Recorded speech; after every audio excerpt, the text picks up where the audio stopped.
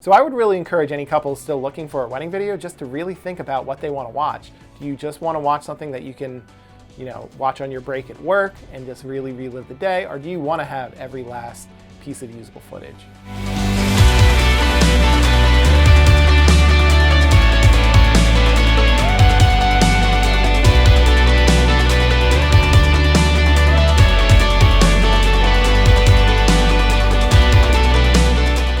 Hi, I'm John from PGP Wedding Films, and welcome to Say Yes to the Best, where we talk to the best wedding pros to give you wedding planning advice. Today I'm here by myself to talk about what I do, which is making wedding films. But if you are navigating your wedding planning and trying to figure out all the little details to make your wedding as beautiful as you want it to be, please like and subscribe below. So a little background about me. I'm based in Wilmington, Delaware, where I live with my wife and two awesome kids who I never show on social media so that they don't get really mad about the pictures I post when they get older, as well as our adorable dog, Campbell. So I've been making films and movies since I was in high school, and I would be lying if I said I thought I'd ever make wedding films. I still remember coming back from my first couple of wedding shoots and telling my then girlfriend, now wife, I am never doing that again.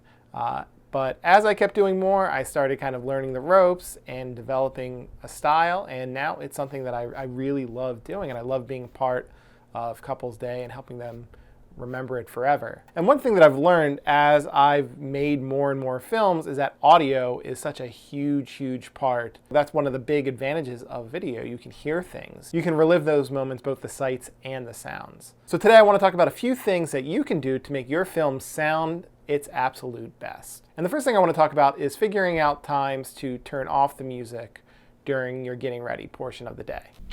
Oh, you have to show me how to cry.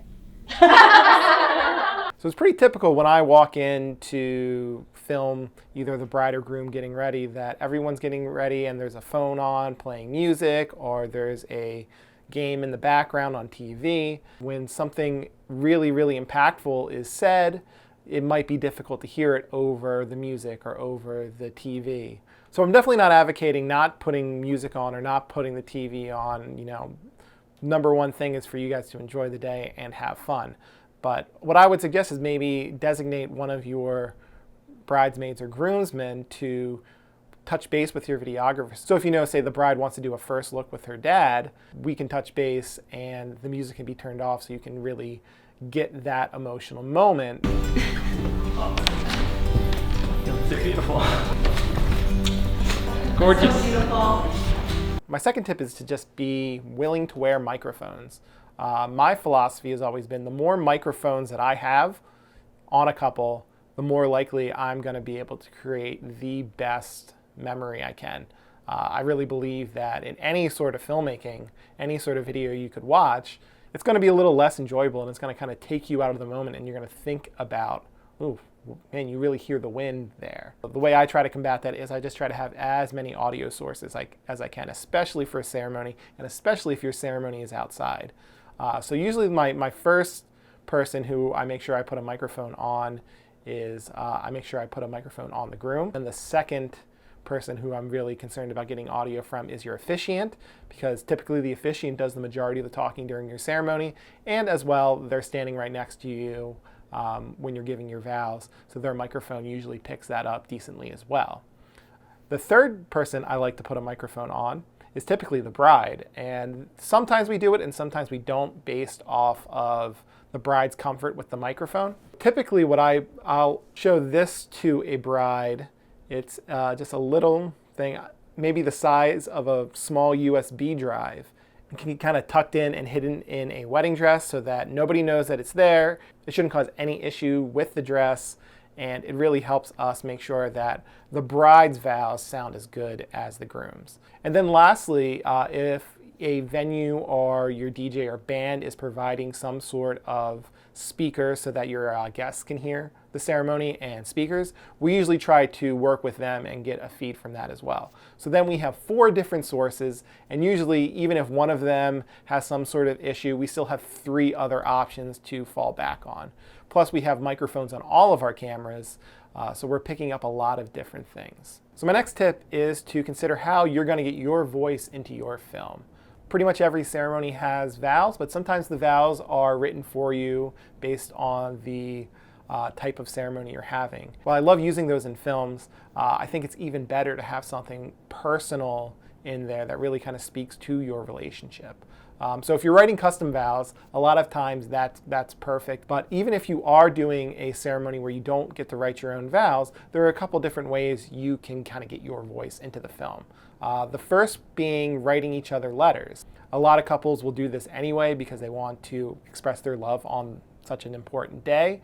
But having an audio recording of that can go a long way into kind of letting an audience know what makes your relationship so special. As kind of like a side bonus tip to go along with this, I would make 2 copies of your letter, one which you plan on sealing and giving to your future wife or future husband, but also one that you can read. Sometimes couples will read the letter that they're given, and that can be really great too. But personally, I've had a couple of times where it's a little weird when the groom says, "I've been dreaming of this day since I was a little girl." I think it has a little bit more power if the words you wrote sound like they're coming from your voice. If writing letters isn't really something you feel comfortable with, one thing that I really like to do is we do kind of impromptu interviews. They only take a few minutes. We try to bring you aside and talk in a quiet place, and we'll ask you a few questions about your relationship. And I really like these because they let you get kind of authentic, off-the-cuff answers compared to some of the written vows or the written letters where you have a lot of time to think through and they feel a little rehearsed. Whereas the interviews, I think, feel really, really authentic to your relationship, and you get really real answers. And then my final tip is actually for the people who give your speeches, because the speeches are such a huge part of creating your film, because these are the people who love you the most, and they really speak into who you are and how other people see your relationship. So if you're giving a speech at a wedding, I really recommend just being yourself.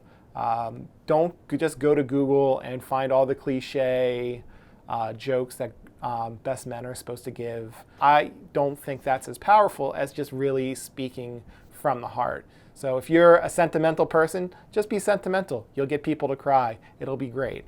If you like to make a lot of jokes, make a lot of jokes. Just be authentic. There's a reason why the bride and groom asked you to give a speech, and it's because they feel like you're one of the most important people, and they just want to hear what you have to say about their relationship.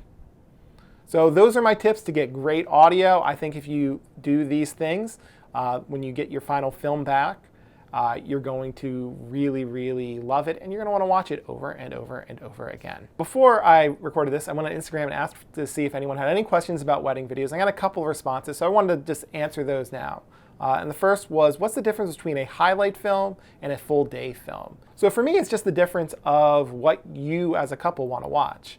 When I first got started, I kind of gave everything to all of my couples, and I didn't really ask what they wanted. I did a little short 4 to 6 minute film. Then I would just edit all of their ceremony, all of their reception. And as I was talking with brides and grooms looking to book me, I would get some pushback because sometimes someone would say, well, I don't want to watch a 40-minute video. I don't really want that. Could I just get the highlight film? So that's why I personally start with the highlight film and kind of let people add on from there. And it really does come down to what you want to look at. For most companies, the shorter highlight film is a little more artistic. It's more about capturing the feel of the day, not necessarily every last second.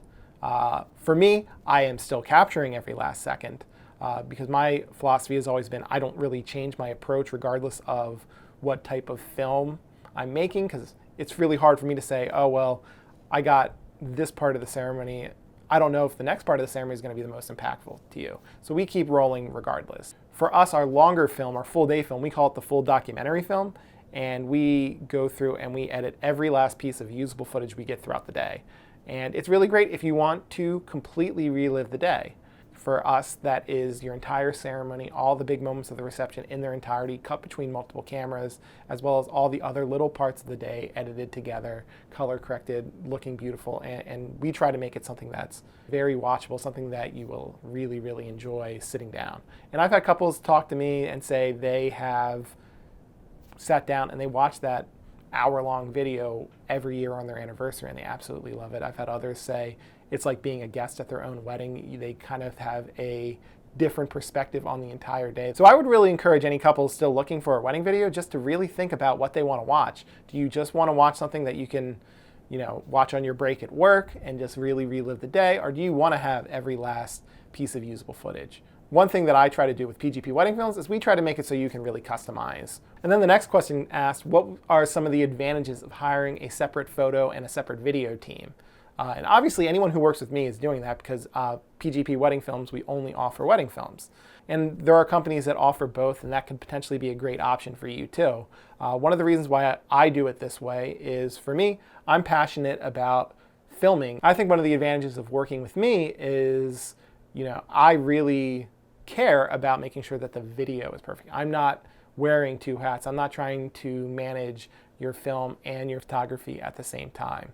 And I really love working with photographers who have that same passion for their business. And one thing that I do feel happens sometimes when you go with a company that offers both is they might be a photographer who added video on, and your video is kind of like an add-on. It's not given the care and the effort that the photography side is. So you'll get great photos potentially, but maybe your video is a little less than it could be. And I don't think that goes for every single company that offers both, but I do think that's something that you should be aware of. If you are looking at photo video teams, I would really urge you to kind of really analyze both aspects of it. Make sure that the photos and the videos both have the kind of vibe that you want to get in your wedding film. I love working with photographers because they have that same passion that I do. They are working tirelessly to make sure that your images look fantastic. And that's the way I think it should be. As long as both the photo and the video side are really making sure that you are getting the final product that you are really, really looking for, I think you're in good shape. Thank you for watching this solo edition of Say Yes to the Best. If you liked the video, please like and subscribe down below. We put out a new wedding planning video every single week. So thank you again, and happy planning.